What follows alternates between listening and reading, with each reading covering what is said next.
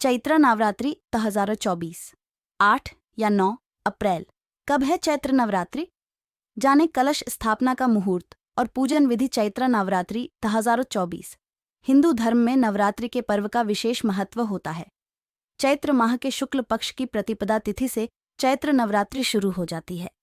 नवरात्रि पर देवी दुर्गा का 9 अलग अलग स्वरूपों की विधि विधान के साथ पूजा अर्चना की जाती है। नवरात्रि के 9 दिनों तक लोग उपवास रखते हैं। इस बार नवरात्रि की शुरुआत 9 अप्रैल मंगलवार से होने जा रही है। चैत्र नवरात्रि 2024 हिंदू पंचांग के अनुसार 9 अप्रैल मंगलवार से चैत्र नवरात्रि की शुरुआत हो रही है। हिंदू धर्म में किसी भी धार्मिक अनुष्ठान से पहले कलश स्थापना की जाती है। नवरात्रि में दुर्गा की घट स्थापना या कलश स्थापना के बाद देवी मां की चौकी स्थापित की जाती है तथा 9 दिनों तक इन देवियों का पूजन अर्चन किया जाता है। कलश को भगवान विष्णु का प्रतीक माना जाता है।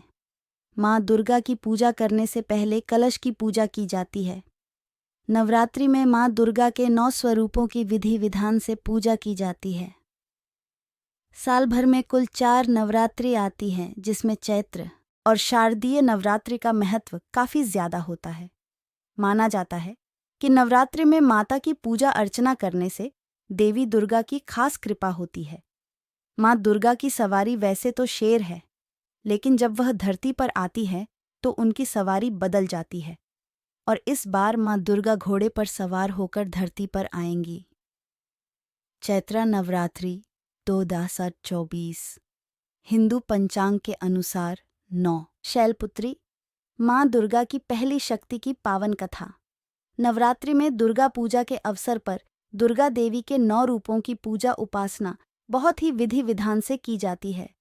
इन रूपों के पीछे तात्विक अवधारणाओं का परिज्ञान धार्मिक, सांस्कृतिक और सामाजिक विकास के लिए आवश्यक है। आइए जानते हैं मां शैलपुत्री के बारे में। मां दुर्गा को सर्वप्रथम शैलपुत्री के रूप में पूजा जाता है।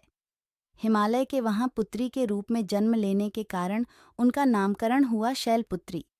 इनका वाहन वृषभ है, इसलिए यह देवी वृषारूढ़ा के नाम से भी जानी जाती हैं। इस देवी ने दाएं हाथ में त्रिशूल धारण कर रखा है और बाएं हाथ में कमल सुशोभित है। यही देवी प्रथम दुर्गा हैं। ये ही सती के नाम से भी जानी जाती हैं। उनकी मार्मिक कहानी है। एक बार जब प्रजापति ने यज्ञ किया तो इसमें सारे देवताओं को निमंत्रित किया, भगवान शंकर को नहीं। सती यज्ञ में जाने के लिए विकल हो उठी। शंकर जी ने कहा कि सारे देवताओं को निमंत्रित किया गया है, उन्हें नहीं, ऐसे में वहां जाना उचित नहीं है। सती का प्रबल आग्रह देखकर शंकर जी ने उन्हें यज्ञ में जाने की अनुमति दे दी। सती जब घर पहुंची तो सिर्फ मां ने ही उन्हें स्नेह दिया। बहनों की बातों में व्यंग्य और उपहास के भाव थे। भगवान शंकर के प्रति भी तिरस्कार का भाव है। दक्ष ने भी उनके प्रति अपमानजनक वचन कहे। इससे सती को क्लेश पहुंचा। वे अपने पति का यह अपमान न सह सकीं और योगाग्नि द्वारा अपने को जलाकर भस्म कर लिया। इस दारुण दुख से व्यथित होकर शंकर भगवान ने उस यज्ञ का विध्वंस करा दिया। यही सती अगले जन्म में शैलराज हिमालय की पुत्री के रूप में जन्मी और शैलपुत्री कहलाईं। पार्वती और हेमवती भी इसी देवी के अन्य नाम हैं। शैलपुत्री का विवाह भी भगवान शंकर से हुआ। शैलपुत्री शिवजी की अर्धांगिनी बनी। इनका महत्व और शक्ति अनंत है।